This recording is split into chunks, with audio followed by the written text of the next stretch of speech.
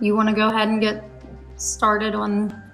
Yeah, I have a couple of updates, actually. Oh, do you? Okay. I have some major updates from the case we covered last week, the Sam Nordquist case. So they did new indictments today, and they have upgraded all 7 of the people to first degree, which is a life without parole sentence, first degree murder. But you remember how I was like, I want to know about the kids, like what happened with the kids? Mm-hmm. She included her kids. She forced them to torture him. Yeah. Oh my God. Like a fucking asshole. Hold on a second. I just want to see. Honestly, like I was kind of expecting that, but it still just makes you sick to know, like, oh God, it was as bad as you thought. Yeah, and it was worse. They actually detailed a lot more about what happened to him, and it was way worse than I thought it was. And the idea that they involved a 7 and a 10-year-old little girl in this. Oh my God. They're scarred for life. Yeah, totally. Hold on a sec. I'm just trying to... You used to be able to, in TikTok, and I don't know why I can't find it anymore. You used to be able to share your live, like, on your main and also, like, in your stories. So I'm like, why can't I do... Thanks, Jake. Do you have any people in there? Yeah, I do. My friend Jake actually just sent a gift.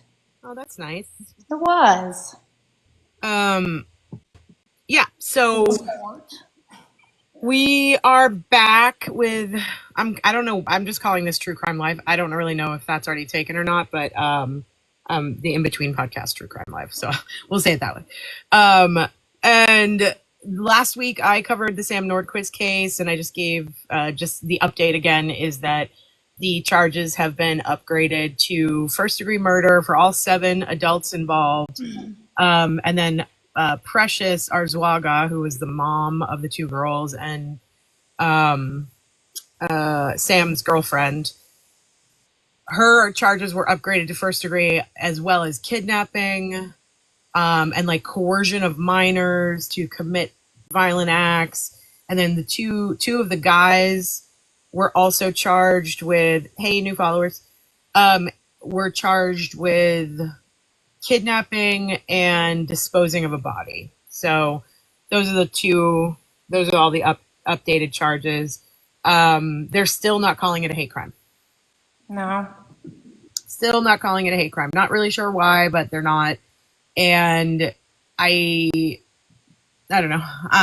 They keep detailing it in these like press conferences with the cops, but they're not really giving me good, like, they're not giving good reasons, only except for the fact that these people were known to Sam and that some of them were in the LGBTQ community, which is maybe it's still coming. Maybe they just don't have enough for it to constitute as a hate crime yet. I mean, the only way that, I'm that's what I'm hoping for too. The only way that I can see that happening is if they are questioning some of the individuals and those people are finally like, yeah, we did it because of this, you know, just to like, I don't know, to help their case. I'm not really sure. I don't think anything can help their case right now, but so that's my update. And tonight we are going to be hearing a case from you that I don't know anything about. I don't think I even know. No, I know nothing about this. I don't think very many people do. So you're going to explain the case to me. I'm really bad about interrupting, but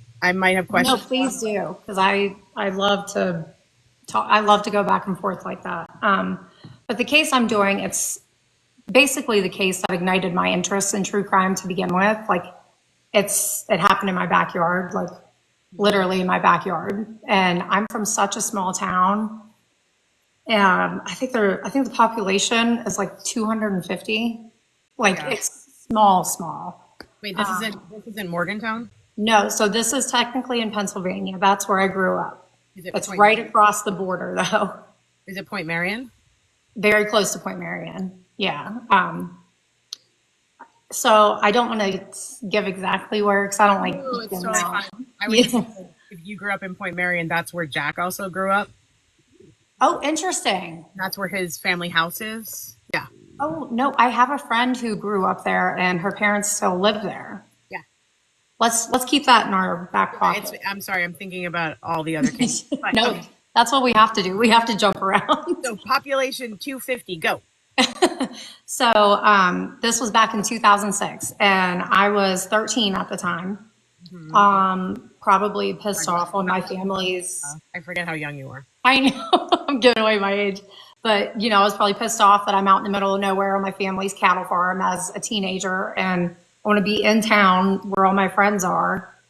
But so it's summer of 2006, and there's a girl who lives maybe 2 miles max away from me. Okay. And the funny thing is, even though we lived close and we were a year apart, I actually never met her. I never met her. And that's because I went to the school outside of my school district because my parents were divorced. So I got to choose which school I wanted to go to. And we just didn't go to the same school. So I actually never met her. And I know your people were like, how do you not meet your neighbor? But it's all farmland. I truly just never did. However, her story has always stuck with me, just given the circumstances. So it was June 18th, early morning. We have a small window of when we know she did leave her house voluntarily, and she had just been gifted an ATV for her birthday, maybe 3 months earlier. And ever since she got it, she loved riding it. And I know people are probably going to be like, oh my God, she's 13. She should have been supervised if she was riding it. But okay, wait, I have to interrupt you. Yeah. You're going to have to explain. I mean, I know that most of the audience knows what an ATV is. But Four-wheeler. Okay. All-terrain vehicle, But like, I know some people will be like, that's crazy to let a 13-year-old off on that. But where I'm from, True, too. We all drove them. Yep. Yeah, that's where I'm from. That's kind of the only form of entertainment teenagers have. So it's not that crazy. But so she was going out for a joyride. And the rule was she knew that she was supposed to tell her mom or dad that she was going out. However, her dad left for work that morning at 7 a.m. for his welding job. And her mom was in the house, but was in bed. And I don't think Gabrielle woke up her mom that morning because her mom either worked afternoon or evening shifts. I can't remember for certain which one. She worked from, I think, like 3 p.m. to 11 p.m. or something like that. So I think she didn't want to wake up her mom being 12 years old. She knew her mom needed rest. And I think she thought, she'll never know, But Gabrielle's mom was woken up around 8:10 a.m. by her 4-year-old son, which would be Gabby's brother. Okay. And she got him squared away and she went back to bed, not even expecting Gabrielle to be out of the house. Okay. And it's actually not certain what time exactly she woke up again for the day because she just went back to bed after getting her son squared away. And she did wake up and see the ATV gone, but she automatically assumed that Gabrielle left and probably went to her grandparents' house that lived less than a mile away. Tell me the time of day again. So her mom went back to bed around 8:15ish, and she isn't sure if Gabrielle was there. And her mom didn't start to panic about her not being home until 11 a.m. Okay. Just because her grandparents did live close, this was common for her to go out. So, I mean, like I said, it's a small town. You are not expecting the worst whenever your kid's out running around. So, this is truly like the first time whenever the news broke about this missing child. This is like the first time I remember being like, oh shit, like there really is danger out there because it's just so foreign to where I'm from.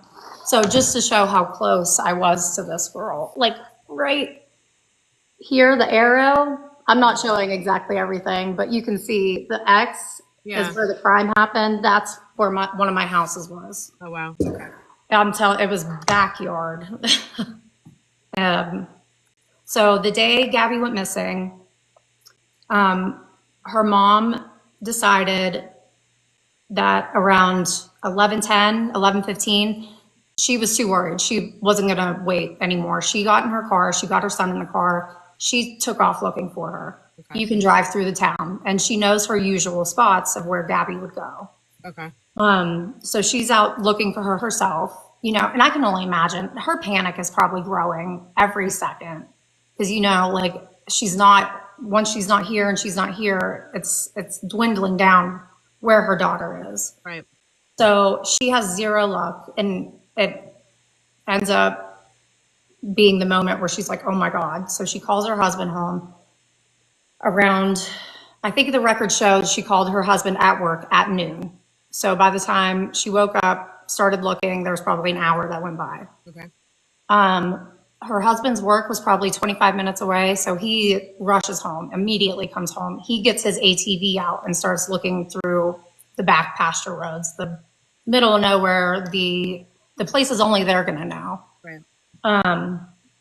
So he does his own search, and he's coming up on the last place that he knows Gabrielle could be, which is also the last place that she's allowed to drive her four-wheeler to. She is not allowed to go beyond that point. So this is literally like the last spot. And it's a 300-acre horse farm that she loved to go and pet the horses at. Like, her family had said she was a horse lover. She had permission to go and pet the horses anytime. And her dad pulls up on his four-wheeler, and he happens to see the caretaker, and he's like, oh, I immediately need to ask this guy if he's seen my daughter. Like, what luck to come across him. So he comes across it. His name's Jeffrey Martin. He came across him, he asked him, and Jeffrey Martin said, I haven't seen anything. And, you know, you imagine yourself in his shoes at that position, his heart probably sank. Mm-hmm. And it's that moment where he's like, oh my God, I'm rushing home to call the police and report my child missing right now. Yeah. Like, I can't imagine. Like, you know, you're shaking, your adrenaline's going, but it's just a really sad thought that I've thought about often. But once the report was made to the police and Gabrielle was officially a missing child, I've never seen anything like that in my entire life of the response. I think over 185 law enforcement officers volunteered to come and search for her. The population of our town was 250. Like, they damn near met the population of the town in volunteers. It was mind-boggling. And me being 13, I remember like that first day being like, oh my God, like some accident must have happened. She must have wrecked, or she's, you know, on a trail somewhere and couldn't make it home. And then it's like each day that goes by, you're starting to be like, oh God, like there's something more to this. She should be home. Where is she? But the days went on, and I remember by day 3, we had to go into town, and we were at the gas station. And I remember I'm starting to be a little paranoid of my neighbors, because I'm like, somebody's got to know something. And you're starting to wonder, there's something going on here. I remember my mom pumping gas, and I'm like doing a span, like looking around the parking lot, because like I'm not getting snatched up, and being so close to her in age, it freaks me out. But I remember like helicopters being called in at that point, and the FBI being called in at that point. And wait, how at this point, when the FBI was called in the helicopter, how long had she been missing at that point? I'd say maybe 24 hours of like local response, and then the helicopters and FBI. I mean, it may have been just over 24 hours, I believe, but I should probably double check that. Response. Yeah, you know what makes me laugh when I think about it? So there's all these law enforcement agencies in my town, and I'm just thinking about like that small handful of people that have warrants out for their arrests and how they're sweating. They've got to be sweating. But after, I remember waking up each morning that I heard the helicopter, and I'm like, oh God, she's still not home. And every morning I'd wake up more anxious when I heard that helicopter, because I mean, I'm telling you, I was a mile away. Yeah. It was every morning. So eventually they called in like canine units and different search dogs. I think there were 3 in total that were called in. And a civilian volunteer ended up coming across this pile of disturbed earth. I don't know what set them off, but I think they had dug down a little bit and they found the handlebars to an ATV.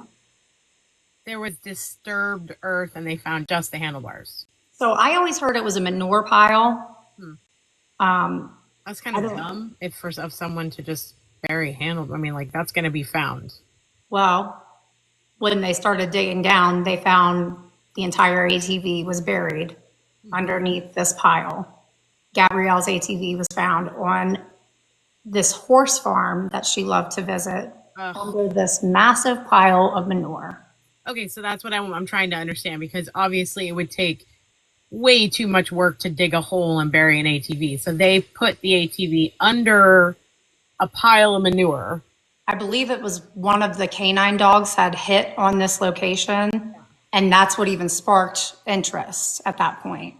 But I think my question is, I mean, you can't just like shovel manure on top of, I mean, I guess you could. Well, we're going to get to that part. Sorry. So that's what, like, I'm going to tell you how it happened, but you're right.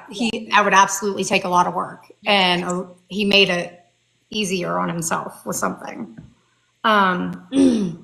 So where were we? So they found the handlebars first, and they started and then they found the whole ATV, and So they were able to narrow down their investigation down to this horse farm. Okay. That's the center of this thing now, because someone had to very purposely dig and bury her ATV. Now think about it, that had to be buried deep. Yeah. And the handlebars were still sticking out a little bit, obviously, for the manure. Okay. To cover it. But what's interesting is the day prior, 2 previous dogs didn't hit on that location. So it was a third dog the next day that actually did hit. It just makes you wonder if I lost you. I'm here. Oh, okay. I don't know. It just always made me wonder, like, what if that third dog was never called in? Like, would they have found it? So once the farm became the center of the investigation, they obviously started questioning Jeffrey Martin, that farmhand. Yeah. And I'm not sure on the details, because it never has really been, I haven't found anything that says exactly what he had said, but he led them to Gabby's eventual grave. And I'm not sure if he had confessed willingly, if he had denied at first and then later came forward, but he was obviously under their scope. And if I'm remembering it right, I think there was like a 12-hour span where they were like, he's definitely our guy, but he still was not under arrest. Interesting. So I can't remember the details now, but he ended up giving a confession after agreeing that he would take the police to her exact grave. Okay. He would later say that he confessed under duress. Right. So police took him into custody, and he was initially charged with criminal homicide, aggravated assault, and 4 counts of tampering with evidence, I believe. And he did give a full confession. How old was this guy? He was 48 years old at the time. Wow. So once they started looking into his history, it turns out he's got this long criminal history of really troubling behavior. Like starting with theft, going to writing bad checks. He actually weirdly ended up being the culprit behind this sting operation that had to be done, because a lot of women in the area were getting these menacing phone calls of this guy, enough for them to set up this sting operation because it was so menacing and harassing. And he ended up being the guy that was doing this. And that was back in the 80s, I believe. Oh, wow. And sadly, eventually his own daughter would come forward and say he assaulted her when she was a child. Great. All around good guy. Yeah, well, he still says now that he's innocent, but In the confession he gave initially, he said he attacked Gabrielle because she confronted him that morning. She left her house saying she was going to tell her parents about him allegedly assaulting her. She had directly told him, and she went to go get back on her ATV and leave. Okay. His exact words were, I panicked. Wait, I put him on a different slide, I think. He said, I just panicked. I grabbed her while she was still sitting on the four-wheeler. He said he had a hold of her arm, but she broke free, got off the ATV, and ran. He started to go after her, and she fell on the gravel, which then enabled him to catch her. Hold on. Can we just backtrack for a second? Did you make a PowerPoint? I did. I love you.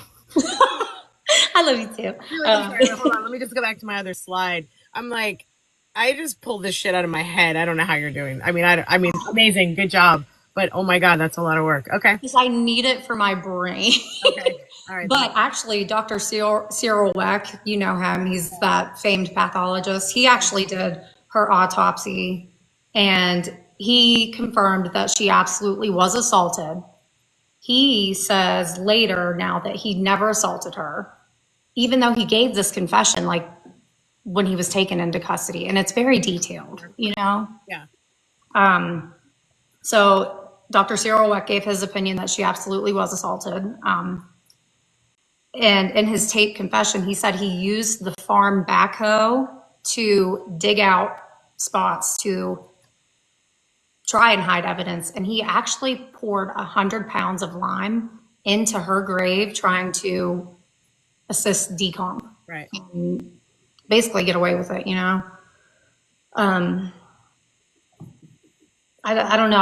I just remember feeling as a teenager, like, holy cow. Yeah. This monster was like here this entire time. Yeah.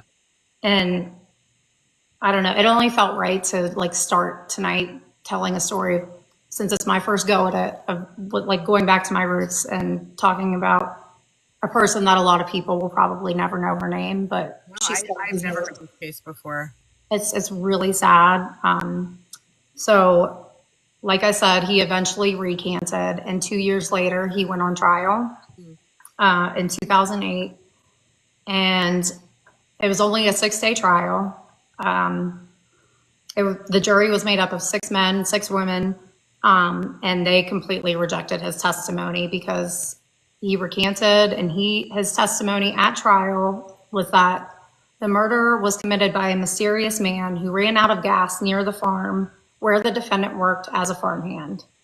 And then he later tried to say, while talking to authorities, that some fat bald guy paid him $100 to get rid of an ATV. So his story continually changed. Interesting. You know, basically just cutting any credibility he had every time it changed. He ended up doing an appeal. Or wait, no, I need to finish. Sorry, I was just saying hi. People are starting to come in a little bit, so I'm saying hi to everybody that's coming in. So keep going. So at the trial, he obviously went back on his testimony, and it only took 1 hour for the jury to deliberate and find him guilty. And he was sentenced to death. Really? Yeah. Pennsylvania. Yep. Small town Pennsylvania too. Good old boys, small town Pennsylvania too. Yep. But he obviously appealed. But in 2014, I believe, the Supreme Court affirmed his sentence. Oh. Yeah. I didn't expect that. They affirmed it. Yep.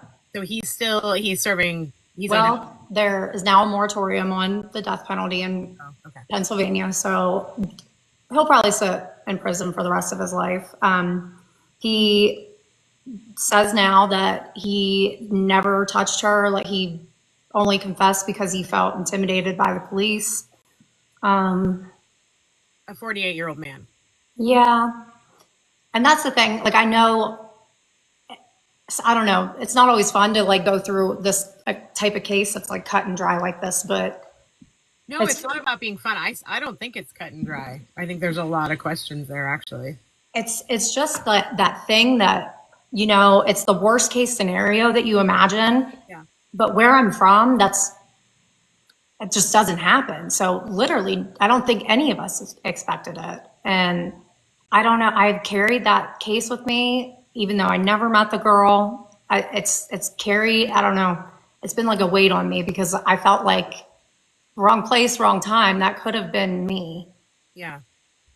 I rode a four-wheeler all around our farm too. You know, it breaks my heart. Like being so young and from such a small town and such a big world, like she could have done so much. She could have gone so many places and he stole that from her. Yeah. Ask questions now. Absolutely. Well, first I want to say that was awesome. An amazing story. I think that those of us who are drawn to true crime, I think that it always kind of comes from a personal place.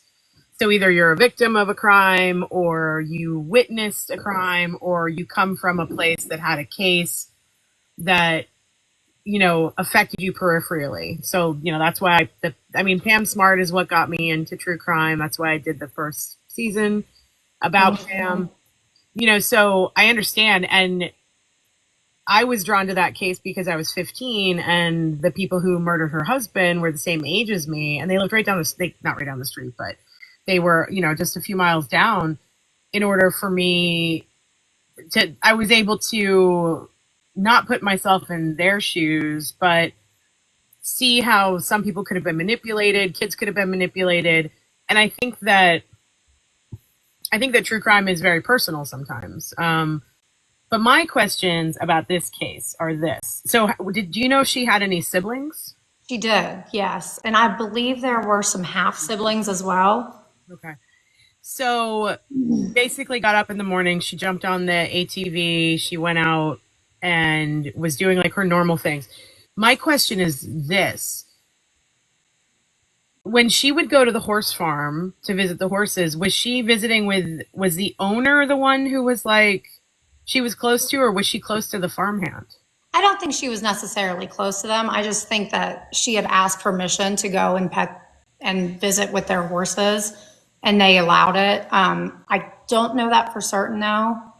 I'll have to look into that. I wonder if my question is, I wonder how many times she was there alone with that guy, and what happened between them, and where did it happen, and how did it happen? Not that I want to know the details, but to understand the story, and why he would think that in a tiny town like that he would be able to get away with it. Do you know, did he have, other than like writing bad checks, did he actually have like any kind of violent criminal history? I don't think violent crime, but other than like the harassment phone call case, there was theft and I think like receiving stolen property. I wonder if there were any other victims, because someone just doesn't do that right out of the blue. Well, his daughter. Right. That's the only other thing that I know of for certain. Did his daughter testify? Do you know? I believe she did testify to the fact that he had assaulted her as a child. And if she didn't, she had come forward in a news interview and said, this had happened to me. Yeah. We did. I can't remember if it was her or somebody else that said he did something to them that there wasn't enough to charge him with. So he ended up getting away with it. I'm trying to remember if that was the daughter that said that or not. It's interesting to me because the way my brain works, I think my brain works sometimes as if I were a defense. I think I would be a defense lawyer if I were going to be a lawyer. So my brain is looking for the holes right now. And I think the thing I have the hard time with is that this guy, it was a tiny town. This guy was well known. He may not have been at the time well known for his like extracurriculars, like his nefarious extracurriculars. But for him to think that he would be able to bury the ATV in a pile of manure and then also bury her body nearby and get away with it. That's the part I don't understand. So I'm almost wondering, did he wait to bury the ATV until the search got really heavy? So I don't think I mean, like he said, he panicked. I don't think he thought very much of this through at all. And like you had said, if she was visiting that horse farm, it makes you wonder if he had been like, if something had been going on long term. Because I've wondered that too. Well, And especially if she was, if the story that he first told was that she was going to tell about what he'd done, that makes sense to me. But it's the cover up part of it that doesn't make any sense to me. Like, how long did he wait? I mean, because it's not like an easy thing to bury an ATV. right, I think from what I remember is it was pretty much after he did it. He said he remembers like once he got her down on the ground and she had fallen in the gravel, he was on top of her and I can't say it on here because they might flag us for saying Oh, right. um, but schmangulation, that word. Schmring relation. I'm also Yeah, just wondering. Actually, it's a good point that you make. I wonder if I should take true crime out of the title of the live. they're very like weird about I'm not certain things on here. most of I the don't lives know. that I do. I have like, I don't know. I mean, the last one I did before you and I did one, I had like 500 people in here. I've got nobody in here. It's so like they're popping in, but I only recognize a couple people. So I'm wondering if what the hashtags that I'm putting in are actually like keeping people out. It might be because they're very strange about certain things on here. It is very strange. Like you could have just one hashtag of their naughty list words, and it might be. I need to look into that. I need to figure out what the naughty list is. It's a lot of things you wouldn't expect too, like things you would think would be okay to say, but Like what? so like I said, I think he had panicked, and her saying, "I'm telling," and he's like, "Oh my gosh, I already have this history." Like, I think he really did, like in the moment. I don't think he thought it through. I don't think he came from a place of what's the word? I'm trying not to be an asshole, but I mean, I don't think he was highly educated. Right. Like lower IQ. Yeah, I don't think he thought it through, Mel. I really don't. I think he thought in that moment, "Oh my God, she's telling." From what you're telling me, it doesn't sound like he thought the murder part of it through. But I'm trying to figure out, okay, at what point, like when because I feel like the search for her happened really fast. I mean, you've heard the whole thing. You know, you are a true crime person just like me. You know that when a person goes missing, and 2006 isn't that long ago. It's only 20 years ago. It's not that long ago. When a person goes missing, the police are always like, you have to wait 24 hours before we're even going to file a report. So Someone just said you're number two for true crime. that's awesome. Not on my side, maybe on your side. Huh. Um, Thank you for letting me know. That's amazing. But yeah, I can't believe how quickly not only the local authorities, but then the FBI to get involved. I'm just wondering at what point did this guy go, oh shit, I gotta hide this ATV and this body. I'm gonna do that right now. Did he wait till like the media and the search and all the police were involved? Or was it something that he did hastily? That's what I'm trying to figure out. Well, remember, her dad came through the horse farm and saw him. It had to be afternoon because that's when he left work to rush home and look for her. It's only been a few So, hours. and I think if her dad had come across him with a backhoe, that would stick out in his memory. I think he had done it immediately, and I think it was done and handled. Like, I mean, he couldn't leave her there in this gravel road, you know. I think he had to move her quick and fast and You try know, to get rid of everything. do you know how close the manure pile was to the Yeah, farm? I actually don't. And you know what? This town is so small that Google Earth doesn't even have a car that's driven by for Street View yet. So I couldn't even try and pull it up that way. Because I'm sitting there like morbid. I'm thinking her dad is looking for her, and there's like a manure pile. You know what I mean? And the ATV's right there. Well, I don't think that manure pile looked too like out of place because it it was 4 days, I think, of searching before it was found, and she was found on the fifth day, if my memory's serving me right. So she was found away from the ATV site. And Martin is the one that had to take them to her grave. Okay. So, do you know how long it was before he recanted? There wasn't a lot of like reporting on it. I only saw a few articles from 2008 as the trial was starting. Now, this was 2 years from the crime to the trial. And it was just like local papers saying Martin initially confessed and is now, like, his testimony differs. Right. And then it was just recapping what he had said. That's the thing about small towns. Like, there's not much for me to go back and look at. I've got to go from memory or hope somebody I know remembers. Because it was 2006. It's not, like I said, it's not before the internet. It's not, I mean, we had smartphones at that point. The iPhone was already out. So it's like, it's crazy that there's not that much. Do you know, did the trial take place in that community? Did it take place in that county? So it took place a few of these small towns over. That's the thing. There's like all these little boroughs where I'm from. And it was probably 30 minutes away, still within the county though. Within the county though. Yeah. So it was basically his neighbors. So then he was sentenced pretty quickly, or he was convicted pretty quickly, and then sentenced to the death penalty. You're saying he appealed it and it went to the Supreme Court? Mm-hmm. You know, in this case. And then the state Supreme Court do you know if it was federal or state? I believe it was just state. Okay.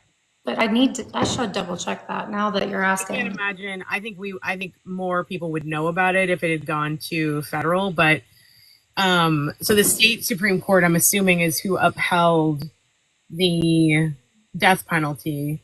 I want to look into the death penalty in Pennsylvania. I wonder if any of their laws have changed because, when we were talking back at the beginning of this episode, we were talking a little bit about Sam, and I was updating everybody on Sam Nordquist's case, and the district attorney literally said, or the assistant district attorney literally said, had this happened before New York changed the laws on the death penalty, this would have been a death penalty case, and now it's a life without parole case. And I have to, you know what my immediate thought was? I'm just wondering if you know what my immediate thought was when she said this is a life without parole case. No?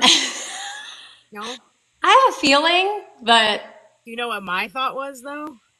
No. Say it. These 7 people tortured, molested, raped, sexually assaulted, and murdered Sam Nordquist and dumped his body in a field, and they're going to get life without parole, the same sentence Pamela Smart has. Make it make sense! Oh, when you put it into perspective like that, that's infuriating. Even more for Pam. And now this case, like, you're talking about a guy who originally confessed to murdering a child, burying and manipulating evidence, manipulating a corpse, burying a corpse of a child. He has the death penalty, but if anything in that state changes, he's going to be life without parole. The same sentence that Pamela Smart has. It doesn't make sense. It doesn't, and it's infuriating. It's so, when you put it into perspective like that, I never even thought about it like that. Well, I mean, I know that I use this, this quip a lot, but even Charles Manson had the option of parole. Now, granted, Charles Manson was serving the death. He was on death row until California changed their laws. Mm-hmm. So then, but he moved from the death penalty to life with parole. Yeah, he still got to show up all crazy to those parole hearings. He was still given the chance. 12 different parole hearings. Yeah. He was denied, but he had the option of parole. One of his followers, Van Houten, one of his children, she's 73 years old. She was paroled last year. I know. That was so weird. It put a chill down my spine. Brutally murdered, stabbed 14 times, LaBianca. Oof. And I don't think she's a danger to society anymore. She's 73 years old. What is she going to do? you know, but she was paroled. How is Pam Smart still sitting and not being given any kind of option of parole? It's Right. insane to His me. man's never committed the crime, you know? It's, ugh. My other question for you, this is more personal. Did you have any connection to this family at all?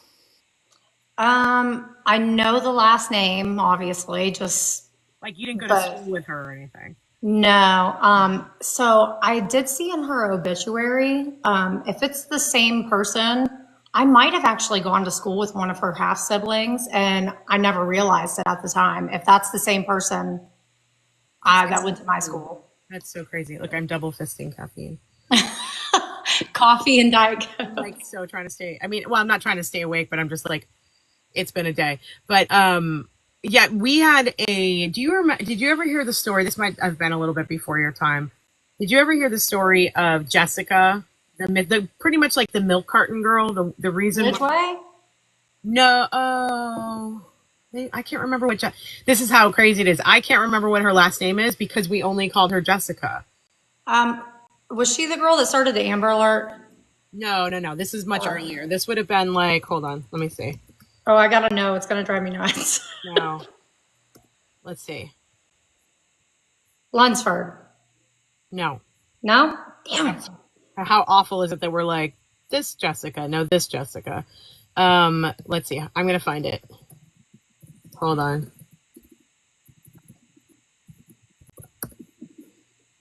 Let's see. Not Maura Murray, not Tammy Belanger. That was another one, actually. Um, I'll take Barnes. Tammy Belanger, actually.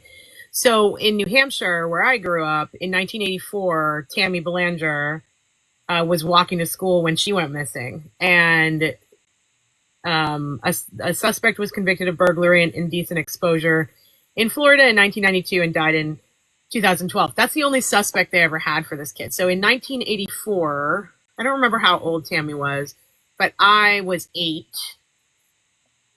And so it's the same kind of thing. Like these cases really stick with you, especially when you're a kid.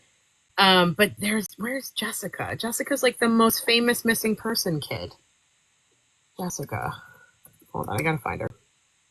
Maybe it is Jessica Lunsford. No, this happened in New Hampshire. Did you say it was like the face of the missing, like milk carton? Is that what you said? The face of the milk It cartons? was like one of the there was a little boy who was the face of the milk carton, but it really where I come from, every milk carton we bought had this girl's face on it. Okay. It was the same age as me. I feel like her name was Jessica. It's crazy to me that it's not coming up. Maybe she was actually murdered, unfortunately. Murdered. What year did you say this was? It 1984? would have been the 80s, yeah. Yeah. No, I'm gonna find it. I can't believe it's not coming up. You're gonna have to text it to me. It's gonna drive me nuts. It's such a famous case, but again, you know, if you look at the case that I just brought up, the what was it called? Where did she go? The Tammy, is that what her name was? Yeah. It's so sad that I can't remember her name right now. This is my age. Oh, Tammy Belanger. So Tammy Belanger, she disappeared in February. No, that was Maura Murray. She disappeared in Exeter, New Hampshire. That's the city I was born in. That's where Pam Smart's trial happened, in Exeter. Gotcha. So that was right down the street from where I lived, and we were about the same age. And she was just walking to school. And like I grew up in the country too, just like you, and we did not we left the house at 9:00 in the morning and didn't come back until it was pitch black outside for dinner. Mm-hmm. There were no cell phones and nobody worried about us. And then all these kids, like I'm always like, what changed? Or did we just not have reporting about it? But what changed in our history that all of a sudden kids were going missing?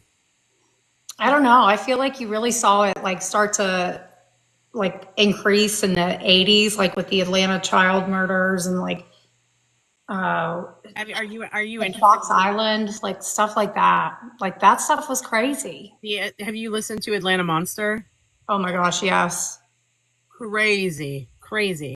I couldn't listen to it at night because it would like freak me out. Like, it's one of those stories that puts the chill down your spine. So you're like, no, I don't want to exist on this planet with people that do this. And I was a kid when we would get, I'm not kidding you, it was real. 10 o'clock at night, they would have to remind our parents, hey, do you know where your kids are? You know where your kids are, yeah. They would be like, oh shit, the kids are still outside. You know what I mean? Like, Yeah. and I mean, my mother would literally, she would go out onto the porch and she would whistle and then she would scream my name.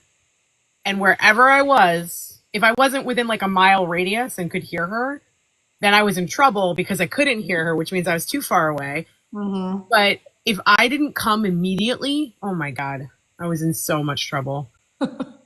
But yeah, it's interesting to me that at such a tiny town like this, in such a small community, like they gathered really fast, which is amazing. I wish that would still happen these days.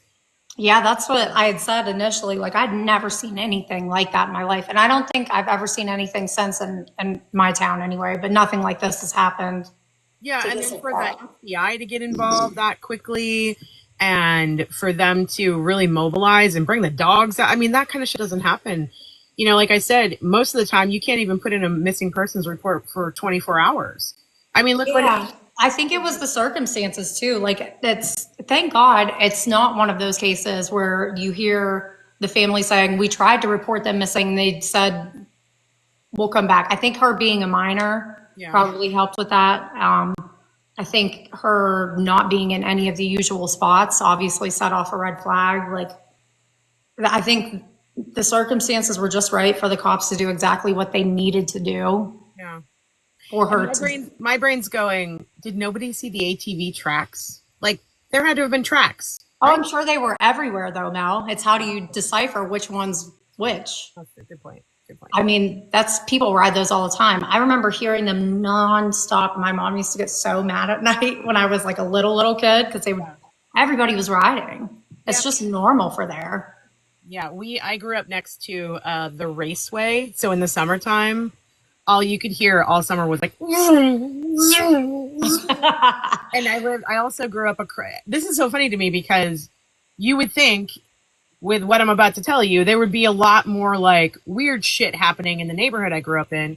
But I literally grew up across the street basically from the nudist park. In order to tell people how to get to my house, I would be like, yeah, you go down this rural route and then you take a right at the nudist park sign. And I'm like, how was there not? I mean, but I guess the nudies, they were just like really. The nudies.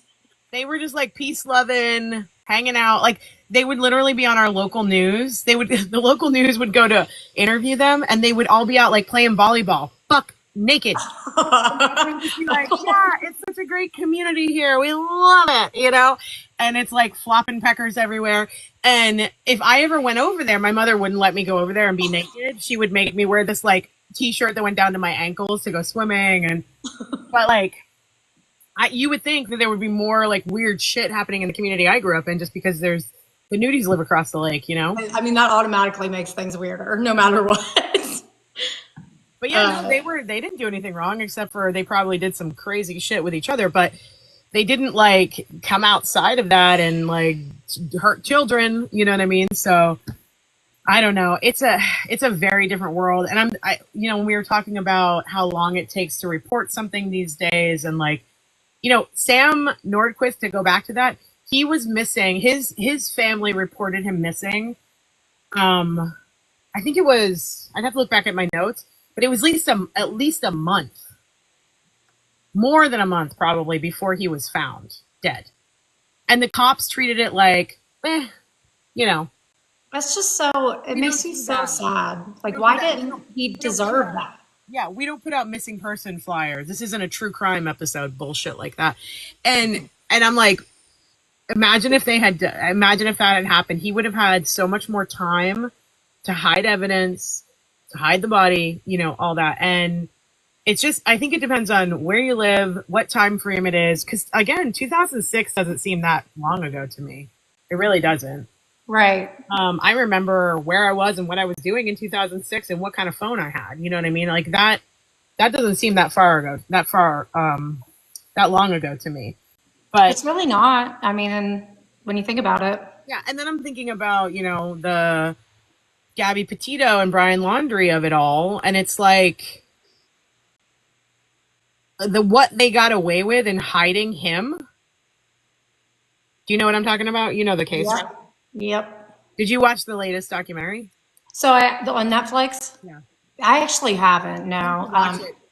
It's interesting. I mean, they put in a lot more. It's not a ton of new information, but what is in there are more, I think the world only saw the videos of Gabby Petito that she wanted us to see on her social media.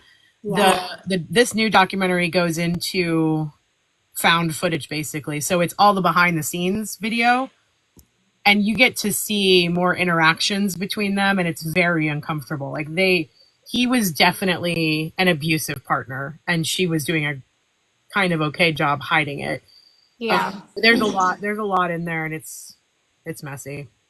So like that's the other thing. Like this girl where I grew up, obviously, like you said, it's one of those cases you carry with you, and it's just sad because I know she's probably not ever going to be like a Gabby Petito where everybody knows her name and knows her story, but she still has this really just horrific story of what happened to her, and just so many people don't know about it. Well, I mean, I think this is helpful to talk about it. Tell us her name again. It's Gabrielle Beechen. She was only 12 when she was killed. How do you spell her last name? It's Bechen. And I think she did go by Gabby too sometimes, but her full name was Gabrielle. And do you know what her race was? She was white. Yeah. It is surprising to me that in 2006, I didn't hear more about this, because I feel like that was right when there were more stories coming out about, missing children who were in danger or who were, murdered. And so it's strange to me that this case rings no bells for me. Yeah. I mean, when I even looking back to do like research now and just refresh the story for me, like the only major news outlet that covered it was just in Pittsburgh. And that's because it was Pennsylvania. Mm-hmm. And I don't think I recall any like nationwide attention to it. There may have been, and I just don't remember it at the time. But yeah, it's sad. I don't know. It's one of those cases that I want someone to know their name. Yeah, well, I appreciate that. And I really appreciate you telling me the story and yeah, me to interrupt and ask questions. So we're going to, and also thanks for everybody who's popping in now. It's weird. There were only like 0 to 2 people here for a while, but now there's more people, which thank you. Glad you're here. So this is Lacey. And my name is Mel. I am the host of the In Between podcast. And Lacey and I are going to be doing these true crime lives probably once a week. I think Wednesdays. Do Wednesdays work for you? Mm-hmm. I could possibly switch to Thursdays, but I have my last class that I'm teaching tomorrow. So after that, I might be able to switch to Thursdays. But we're going to go live and talk about true crime cases that you might have heard about or you may not have heard about. Once a week. So next week is going to be my week, and I'm going to have to figure out, I have no idea what I'm doing yet. I have so many cases swirling around in my brain. I don't know if I told you this, but I've been talking to a production company that's, we're talking about turning the podcast into a docuseries.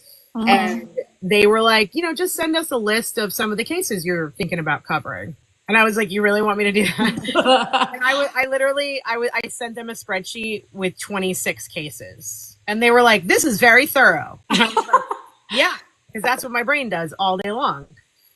So I have 26 cases to choose from right now. Some of them are older, some of them are famous. A lot of them are not famous. I'm really trying to start telling, like you're doing tonight, telling the stories of people who don't get, the media attention that they deserve. And a lot of times the folks who don't get the media attention they deserve, it's because they come from a small rural place, or because they are not Caucasian, or because they are, part of the LGBTQ community, or immigrant stories. So I think I don't know. I feel like this is a really good conversation for us to have, and it gets my brain like thinking, the reason why I ask you so many questions is because I'm always looking for the holes. Whether that's, it might just be the case that I'm working on right now, which is, the case I'm working on right now. And I already have doubts about the conviction in this case. So my brain is already thinking of the holes, Yeah, with tonight's case that I brought, the state got it right. you think, The right man is yeah. behind bars.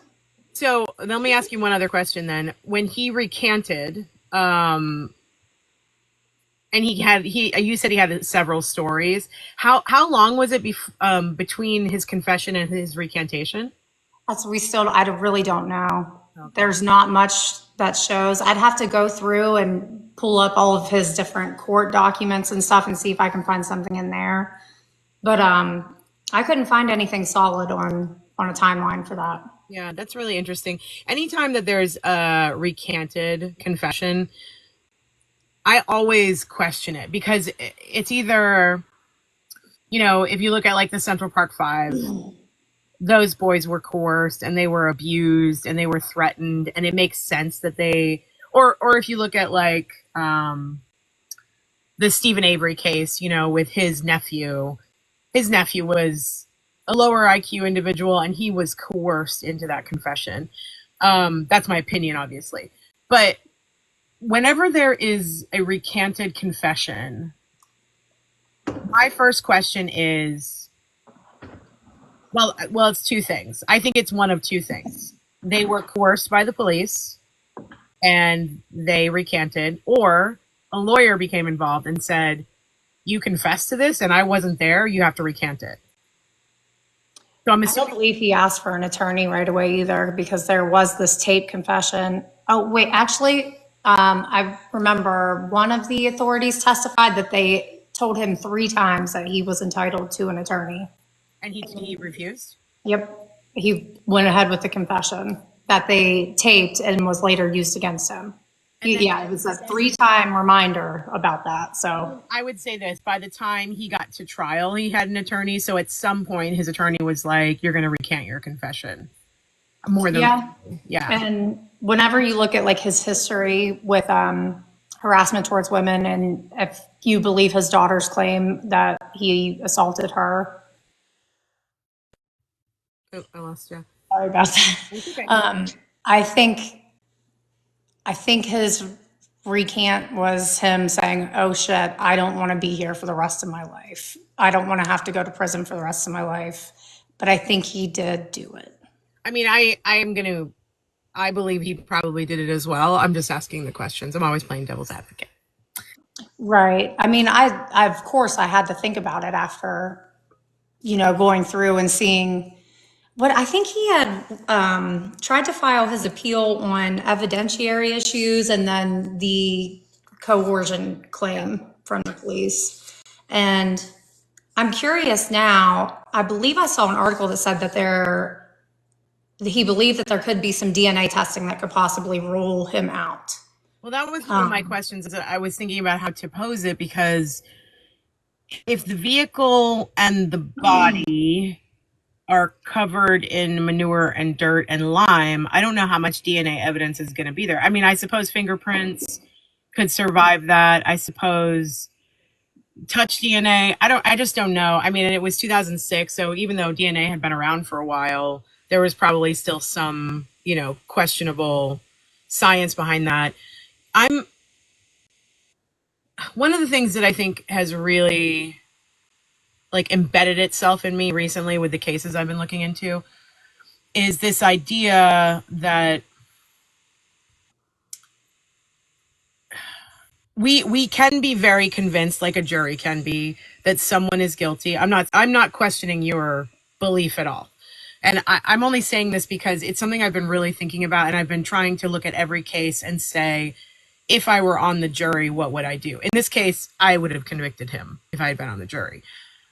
But I also think if there is any reasonable doubt, that it's worth looking into, because it's awful to unalive somebody, and it's awful to commit these heinous acts. And, you know, for the victim's family and the victims, it's also an injustice and a heinous act to put an innocent person behind bars, as far as I'm concerned. So reasonable doubt has become this thing that's like banging around in my brain all the time. And I wonder how juries look at, I wonder if juries actually understand the concept of reasonable doubt. Like, do they know that a defendant doesn't have to prove that they're innocent, that the state has to prove that they're guilty? Right. And They so, understand that. so it's interesting to me that the jury only took like an hour, and that it was definitely from his community. I think all the evidence led right to him, but if there is DNA and he's saying it can get him, he's saying it can help him, that is a very interesting thing. Yeah, I actually, Oop, I lost you again. sorry. That's okay. I would like to know what the current, like, state of the evidence in the case is, actually. Like, I really haven't, there's not much on it, just because it's a small town, and I just don't think anybody's really going out of their way to really report and advocate for any sort of like rush to test it. But Well, I, it's like, I think it's like you said too. I think it would be very degraded at this point with everything that it was put through. well, it might have been degraded even at the moment that they, you know, collected it. But it's making me think a lot about, you know, the current case that we are researching. The idea that okay, so I'm going right now through pretrial motions hearings and all the transcripts.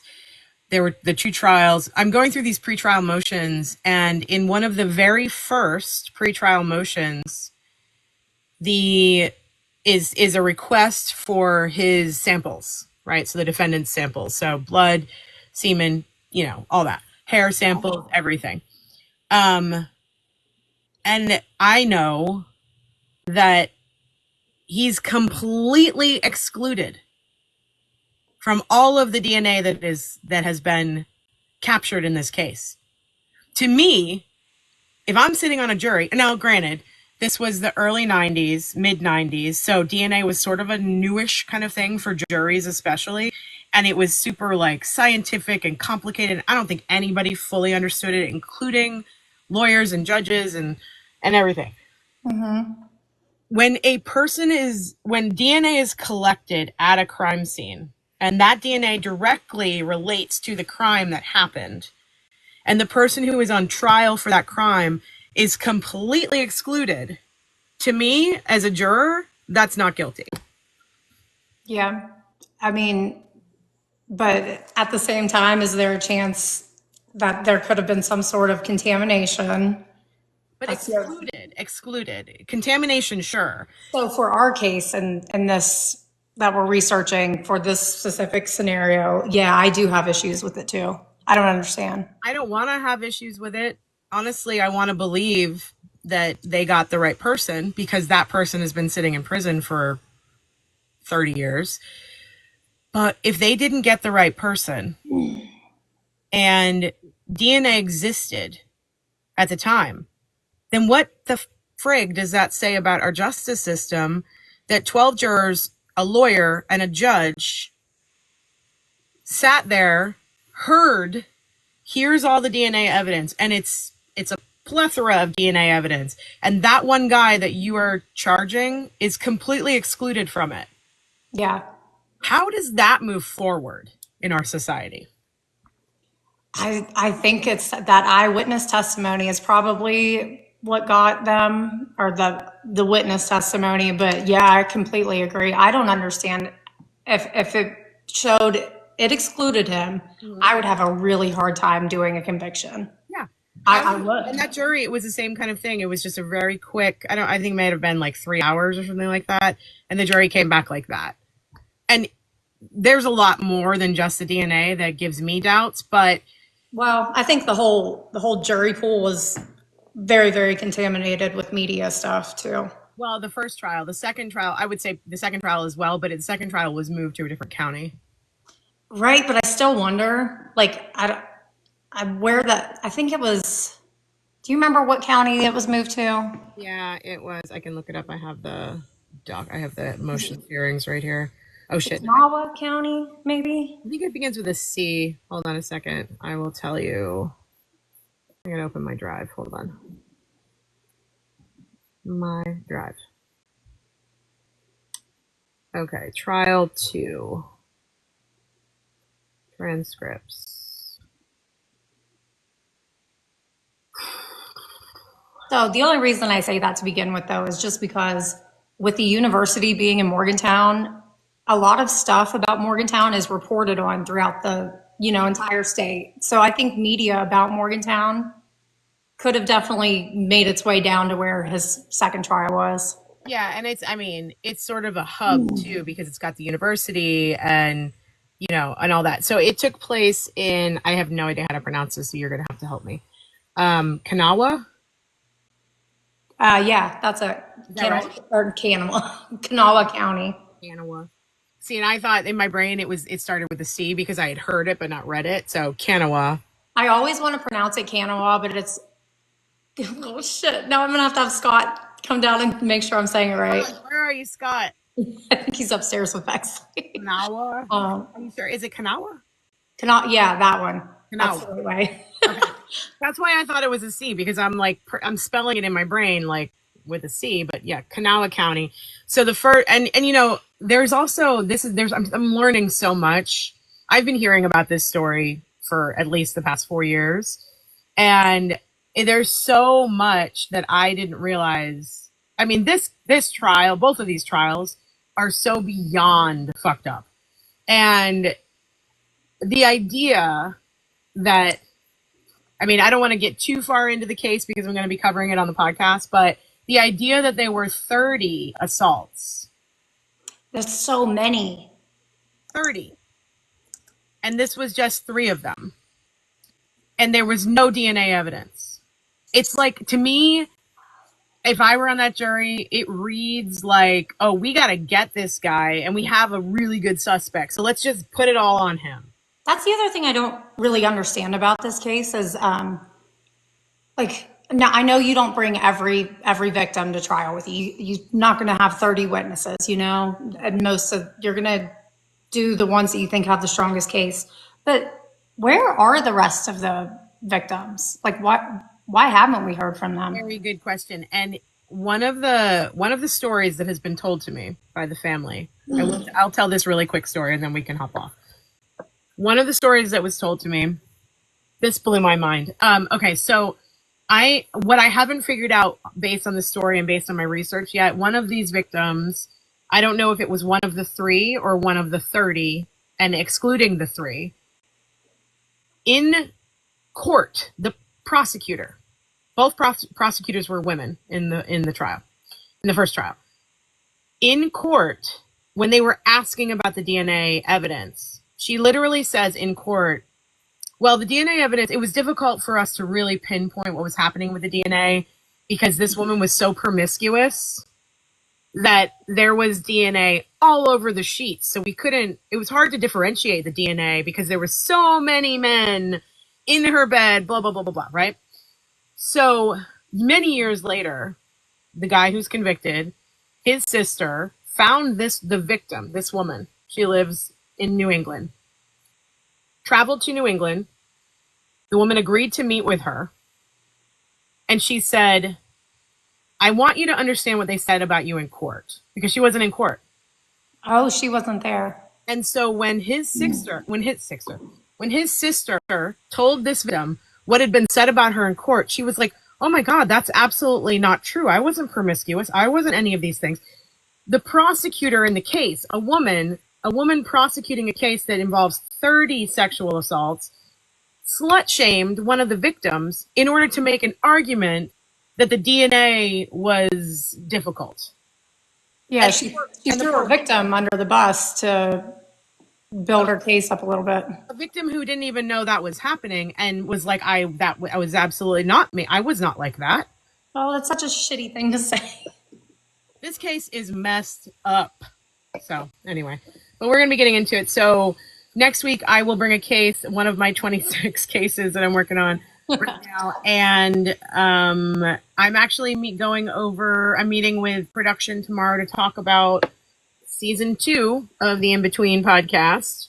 If you aren't familiar with the podcast, you can listen to the In Between podcast with Mel Barrett. That's me. And this is Lacey Humble. We are working together to research these cases and get them out to you. The second season of the In Between is going to be coming up very soon. You can binge the whole first season right now, which is about the Pamela Smart murder trial or accomplice to murder trial that happened in 1990 in New Hampshire.